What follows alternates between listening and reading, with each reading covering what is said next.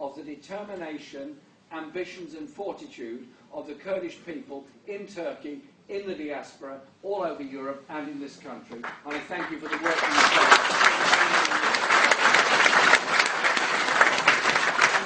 I've been in Ankara and Istanbul and Diyarbakir and many other places many times over the years. And the last visit I was there with Huel and Margaret Owen and others as part of a delegation. And I sat through the court proceedings and watched the mayor of Diyarbakir being humiliated by judges. And I thought, what kind of democracy is it that puts an elected mayor and other elected officials on trial and then seeks to mock them and humiliate them in a court? And it wasn't that different to the trials I observed in 1983 during the military rule in Turkey. The only difference was the lighting was better, this was high-tech, and it was all on television in the courtroom, but the atmosphere was the same, the presence of the army marching around in the middle was the same, the use of hearsay evidence was the same, and all that. And I thought, well, hang on a minute, we've got a long way to go. Now, Turkey has ambitions to be a regional power and to influence the human rights agenda across the region. I agree with much of what they say about Palestine. I listen with interest to the things they say about lots of other countries in the region. Sometimes I agree, sometimes I don't, but generally I think, yeah, that's useful, that's helpful. But then I think, hang on a minute, isn't this the same government that is sending planes across the border into Iraq to bomb positions there? Isn't this the same government that has put through electoral laws that make it very difficult for colleagues such as we have here to pass that threshold to be elected? Isn't this the same government that's pursuing prosecutions against elected officials and against journalists and even imprisoning lawyers for representing people in their legal capacity?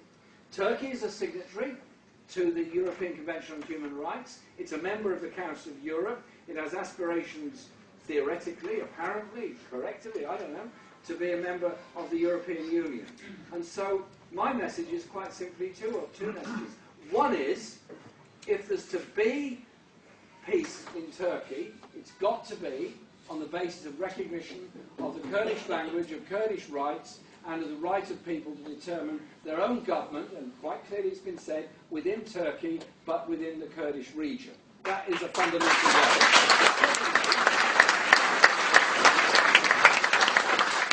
The British government, the US government, the European Union, all these governments, and also the NATO Council of Ministers, have very close relations with Turkey. They're very, very keen to say how good Europe is on human rights, how determined NATO is to impose human rights all around the world. I really doubt that myself, having been opposed to lots of wars, and no doubt be opposed to lots more wars in the future.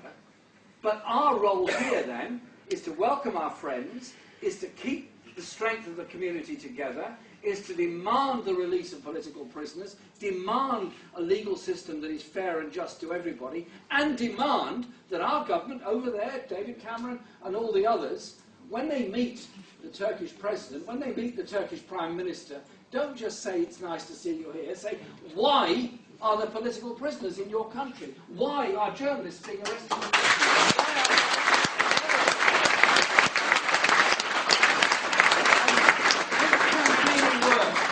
Justice, it's never easy, and one tends to recognise defeats and recognise injustice more than we recognise success.